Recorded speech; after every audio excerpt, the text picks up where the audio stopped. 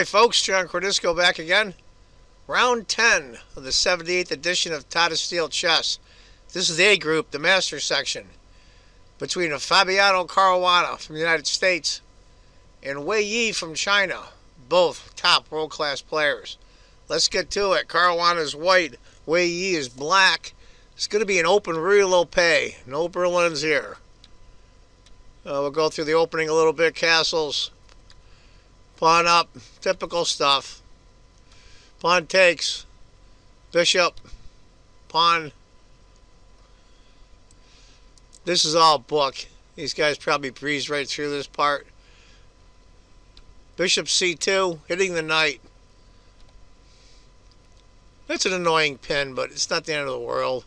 h3, h5, and Caruana goes g4. Obviously that's book. But to destroy his kingside like that, we're going to see how this works out. Bishop g6. Now that's the last book move according to the computer. Pretty typical. Real low pay. Pawn on c3. Space for the light squared bishop. These two pieces are yet to be developed, but that's pretty much standard stuff. Knight d4. Of course, he wants them to take because c-pawn will take and connect the d and e pawns together, but he won't do that, of course. He decides to go f4. That's also the computer move. Basically forces the knight take, then pawn, and then he has to go f5. Something he really doesn't want to do. Well, the next two moves are all pretty close. Knight d2, knight c3, bishop e3. Just get a piece developed. He decides bishop e3. He really doesn't want to take the pawn, of course. There's just too much there. This bishop bearing down, this bishop, this queen's up here. So white's in good shape, even though the pawns look really wrecked in front of his king. Castles, knight c3. He finally develops the last piece. Now, I think most of us would probably play knight takes knight. But you don't want to connect some more pawns. Of course, the c-pawn will be backwards, so that is the computer's first choice, believe it or not. And I probably would do that as well, making him take with a b-pawn. That way that c-pawn, the new c-pawn, is very backwards. Decides to go c6 instead. If he had taken instead, after pawn takes, queen c6, queen d2. I just don't like the backwards c-pawn. After c6, the bishop takes, gets rid of that knight, because that knight's a pain in the behind. It's covering all these squares here, here, and here. It's a pain in the neck. So he gets rid of it. Pawn takes. And then he goes d5. Open up the game a little bit. Now look at that late squared bishop for black on g6. He's biting on his own granite here, but he's got to stay there, of course, because the pawn takes. So we'll see how that works out with the bishop. b4 hitting the knight. Decides to take the pawn, which hits the queen. Queen takes. Knight takes. Now white's up a pawn. I just don't like that bishop back there. I really don't. Of course, you couldn't leave the knight because pawn takes knight. So rook comes over. Rook c1. Hitting his protected passed pawn. Or I should say protecting it. Rook d3. Wants to double up here. Bishop c5. But he decides not to trade. Goes bishop d8. Just to guard the advanced square here. And all of a sudden, Black got himself in a jam here. I think he's all jammed up. The fear, of course, is bishop d6. e6. Here comes the other pawn. What to do? What to do?